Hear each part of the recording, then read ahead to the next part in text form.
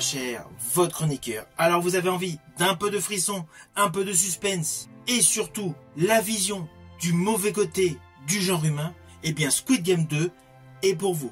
Avant d'aller plus loin, n'oubliez pas, si vous n'êtes pas abonné, pensez à le faire, pensez à la petite cloche pour les notifs. Let's go!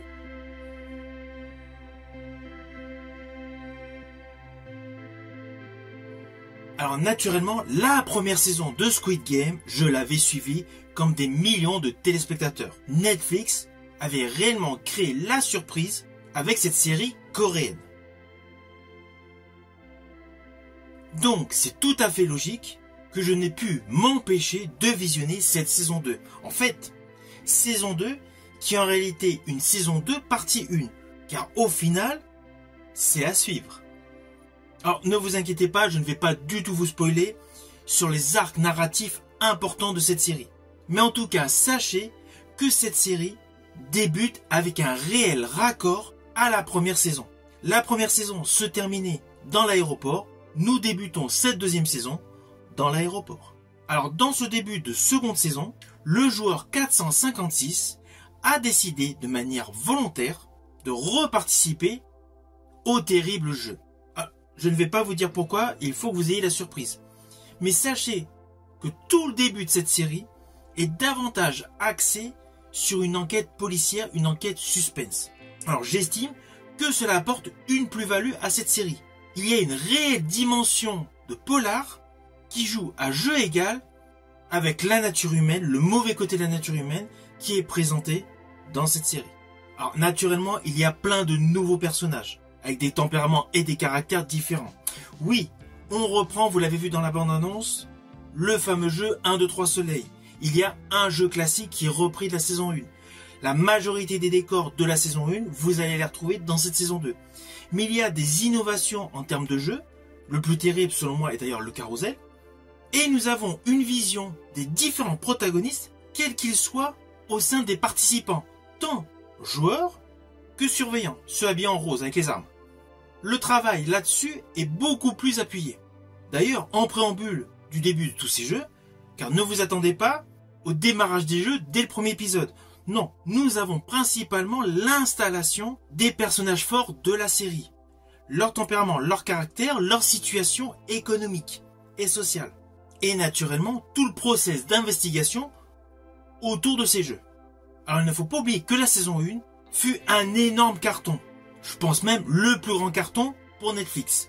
Et pourtant, nous avons dû attendre 3 ans pour découvrir cette suite. De ce fait, avant de vous replonger dans cette saison, je vous invite, outre le mini résumé qui est proposé en préambule, de regarder, si vous avez le temps, la totalité de la saison 1 ou tout simplement le dernier épisode. Cela permet de se remettre dans le bain, surtout par rapport à certains personnages. On les voit, oui, dans le résumé, mais de manière très succincte. Vous pouvez avoir oublié des détails. En 3 ans, c'est normal. Alors, on va pas se mentir, ce que j'ai radicalement préféré dans cette saison 2, c'est le côté enquête, le côté backstory sur les personnages. Nous ne sommes pas uniquement sur 456. Oui, lui, il y a une très grosse histoire qui rayonne autour de lui, mais il y a des personnages importants, certes, certains sont clivants, mais des personnages importants. Et surtout, si vous êtes parfaitement concentré au visionnage de ce début de saison 2, il y a des twists qui sont prévisibles. Il y a des menteurs, des tricheurs qu'on devine aisément. Surtout si on a vu pléthore de thrillers. Mais c'est parfaitement injecté dans cette série. Et cela apporte de l'innovation. Plus on avance dans cette série, plus vous allez voir qu'il y a beaucoup d'idées scénaristiques. Alors certes, certains pourront dire cela part un peu dans tous les sens. Mais au contraire, cela permet d'avoir beaucoup d'idées, beaucoup d'histoires à raconter, sans rester uniquement sur la position de l'éternel jeu. Jeu pour de l'argent. Alors oui, c'est le fonds de commerce de Squid Game. Mais la série, de manière intelligente, ne fait pas un focus unique sur les jeux. Les jeux, il y en a. Il y a de nouveaux jeux. Il y a des effets gore. Mais il y a toute une dimension psychologique qui se détache avec une véritable enquête.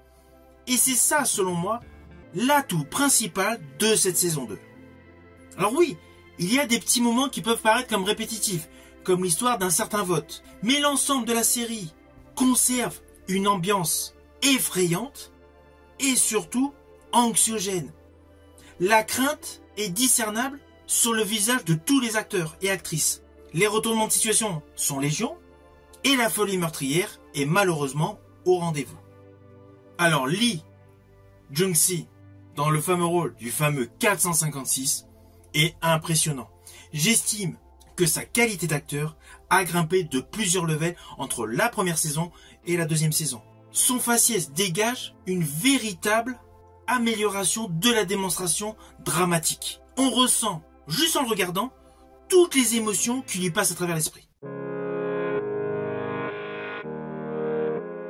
Vous le devinez aisément, je fais partie de ceux qui ont apprécié cette deuxième saison. Mais perso, ce que j'ai préféré, c'est le côté innovant dans cette histoire. Le fait de s'écarter de la notion des jeux. Car naturellement, je ne veux pas du tout vous spoiler. Mais j'estime qu'au fur et à mesure des épisodes, il y a une discussion entre 456 et 001. Leurs discussions sont essentielles.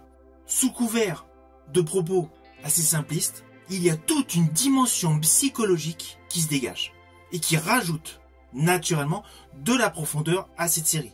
Alors oui, le final va vous laisser circonspect, c'est clair. Mais des fois, il vaut mieux limiter le nombre d'épisodes sur une saison afin de gagner en qualité, pour se concentrer sur le développement d'une autre saison comportant plus d'épisodes. Car in fine, il y a encore beaucoup de choses à dire. Et d'ailleurs, le showrunner officiel de cette série Squid Game a précisé que la troisième saison clôturerait la saga Squid Game. Cette série se terminera donc à la fin de la troisième saison. Troisième saison qui sera disponible en 2025.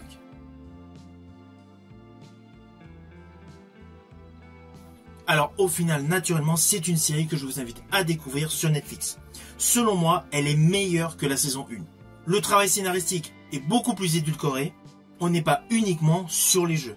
Tout le côté psychologie et enquête, j'ai aimé. Si vous ne l'avez pas vu, il ne vous reste plus qu'à la voir. Et surtout, n'hésitez pas à me mettre en commentaire ce que vous avez pensé de cette saison 2. Par ailleurs, si vous avez aimé la vidéo, n'oubliez pas, petit pouce vers le haut, pensez au partage. Quant à moi, je vous dis à bientôt pour une prochaine vidéo.